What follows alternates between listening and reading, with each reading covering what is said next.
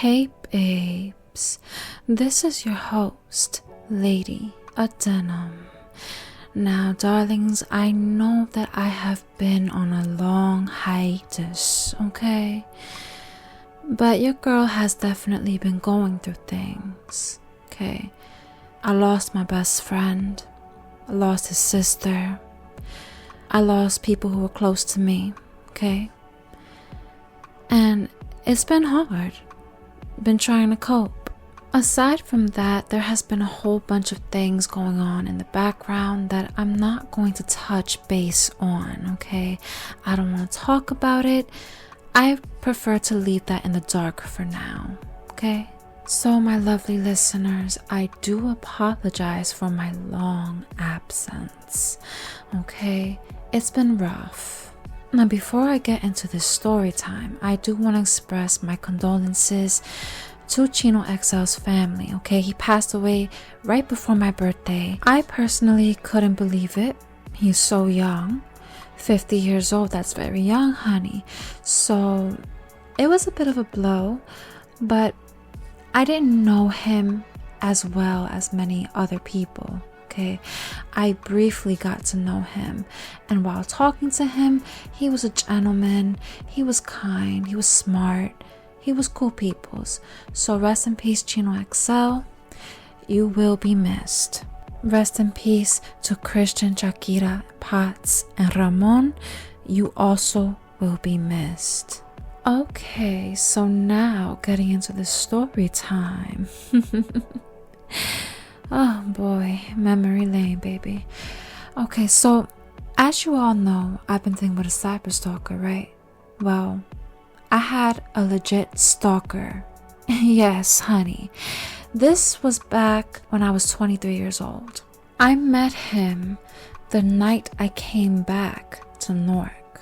He was hanging around the same area that I was living at the time, okay? But I don't think he actually lived there. So I am sitting outside enjoying the cool night breeze, okay? And there he was, walking on by. We locked eyes. And let me tell you, honey, he was so handsome. Ugh, baby. Let me describe him to you. He had dark skin, dark eyes, a beautiful smile, white teeth, a strong, sexy build. Honey, he had long hair too, dreads to be specific. See, I should have walked away then, because you know those dreadheads can be a bit crazy. No, but you know what, to paint a better picture, if you ever saw the movie Paid in Full, okay, and you remember Mitch, he resembles Mitch, but with dreads, okay? Very sexy, very handsome. And let me add, baby, that's not the only thing he shared with Mitch. Oh no, he was also a big-time drug dealer around the area. Now, I did not know that upon meeting him, okay? But I'll get into that in a moment of how I found out. So that night, we were just getting to know each other. We were vibing, having a gay old time, right?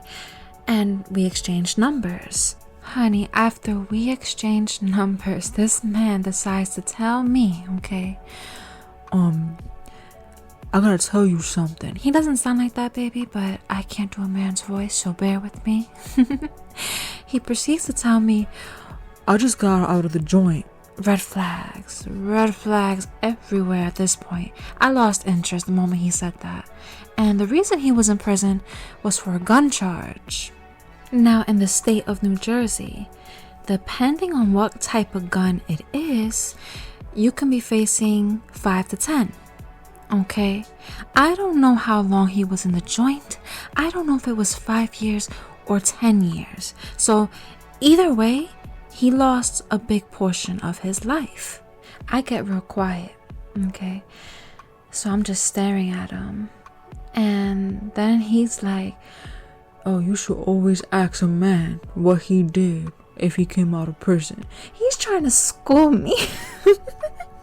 He's trying to school me about these things. And I'm looking at this man like, no. No, baby, no. this ain't gonna work, right? And I swear, the more that he talked after exchanging numbers, okay, the more he talked, the deeper the hole he dug for himself. And that was it. Like, I want no parts of this man, okay? He started to get into about the women that he was seeing, Oh, look at this badass stripper chipper. I'm like, okay. If you're trying to get at me, why are you showing me a woman that you might have had relations with? Like, I do not care about that. So after the conversation goes downhill, okay, we go our separate ways. I go upstairs, he goes about his business. So as I'm upstairs, I get myself ready for bed, brush my teeth, wash my body, of course, all of that, and just go to bed. Well, I'm laying in bed at this point when he texts me. I'm outside, and I'm looking at the screen dumbfounded because it's 12 at night. I text him back, I'm already in bed, and it's late. I'm not going back outside. He then blows up on me. Oh, that's disrespectful. You're disrespecting me. How can you say that you're not going to come outside when I'm outside? When I say come outside, you come outside. I sent laughing emojis and told him to lose my number because who the hell do you think you're talking to, okay? And don't forget, I am a Leo. I am going to laugh at you. I do not take you serious as a person, especially as you are talking to me in any kind of way. I don't take kindly to that, darling. Oh, and let me just say that my phone at that time was not upgraded, so I wasn't able to block his number. I just ignored his oncoming text messages, calls, whatever, and just went to bed. The next morning, still sending me text messages, honey.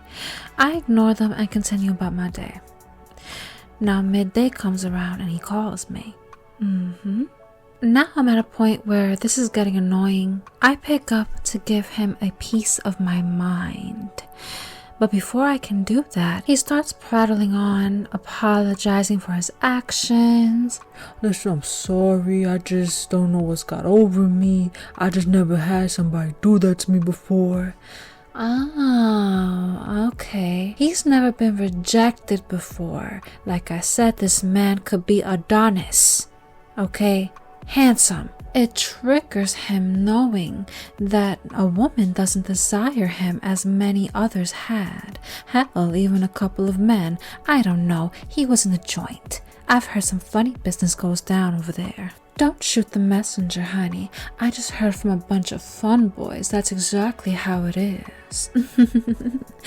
Anywho, Mr. Disrespecting Me continues on and on talking about what he can do that my ex can't, because the night that I met him, I did tell him why I was back in Newark. I had just left my ex, okay?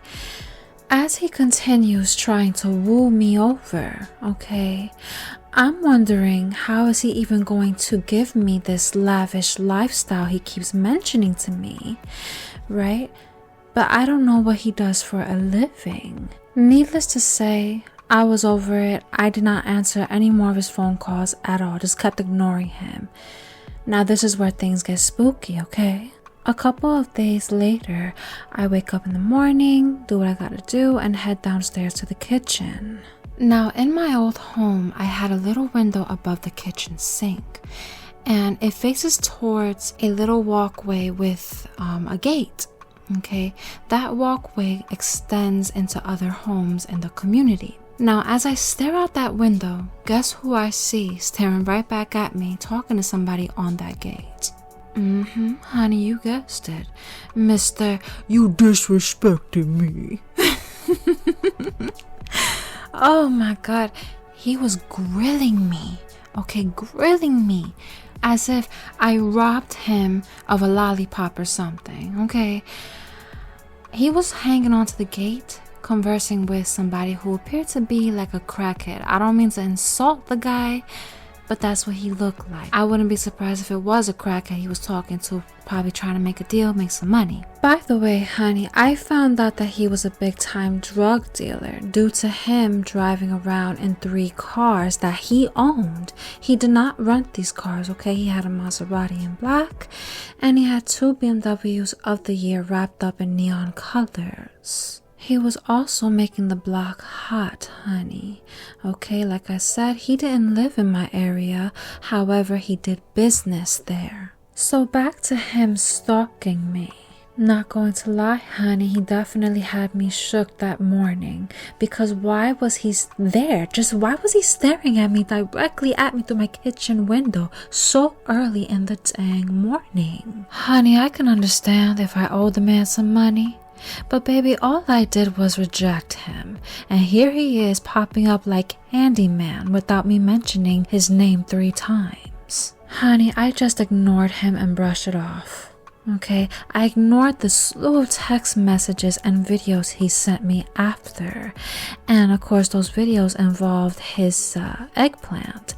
Now granted, honey, he was well endowed, but sorry, I don't like my eggplants attached to crazy. And don't get me wrong, sugar, I love when a man is obsessed with me, but only if I want him back. Other than that, hit the road, Jack. Ooh, that rhymed.